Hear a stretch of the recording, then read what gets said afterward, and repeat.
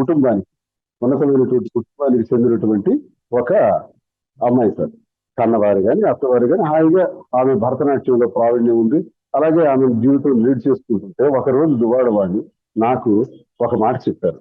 మనం మాధురిని తీసుకొచ్చి మహిళా కన్వీనర్ని చేస్తే మనకి మంచి రిలేషన్స్ ఉన్నాయి, అమ్మాయికి 2-3 వేల ఓట్లు అధికంగా వస్తాయి, మనం తీసుకుందామని నాకు చెప్తే, వాళ్ళు వస్తారా వాళ్ళు తిరుగుతారా ఈ రాజకీయాల్లో నేను అడిగితే, లేదు నేను కన్విన్స్ చేస్తాను వస్తారని చెబితే, సరే అని మండల కన్వీనర్ పదవి అధిష్టానంతో మాట్లాడి ఏర్పాటు చేస్తే ఆ అమ్మాయి గట్టిగా పనిచేయడం ప్రారంభిస్తే కొద్ది నెలలకి ఆ అమ్మాయికి నాకు రిలేషన్ పెట్టి, అమ్మాయికి నాకు సంబంధాలు ఉన్నాయని చెప్పి ఈ తెచ్చినటువంటి వాణిని ప్రచారం చేసి, ఆ ప్రచారంలో ప్రజలందరికీ చెప్పి, కార్యకర్తలకు చెప్పి, పార్టీ ముందు చెప్పి, అధిష్టానం ముందు చెప్పి, కాబట్టి టికెట్ ఇవ్వకండి సార్, నువ్వు తప్పు చేస్తే పరిష్కారం టికెటా చెప్పండి సార్.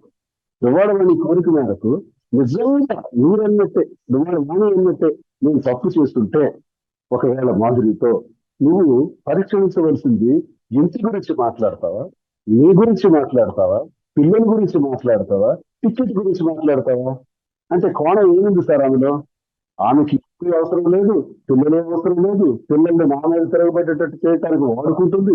ఆమె స్వార్థానికి స్కేప్ గోట్ చేసింది మాధురి అనే అమ్మాయిని. ఆఖరికి మాధురికి ఆమె వేసిన నిందల వల్ల అత్తవారు విడిచిపెట్టేశారు, కన్నవారు విడిచిపెట్టేశారు. 3 పసిపిల్లలతో నడి రోడ్డు మీద ఉన్నటువంటి దౌర్భాగ్యమైన స్థితి. ఒక 8-9 నెలల క్రితం మాధురి సూసైడ్ కూడా అటెంప్ట్ చేసుకుంది. ఆ సూసైడ్ నుంచి ఆ రోజు ఆమె సూసైడ్ అటెంప్ట్ చేసుకోవడానికి కారణాలు కూడా నాకు ఫోన్ లో చెప్పింది.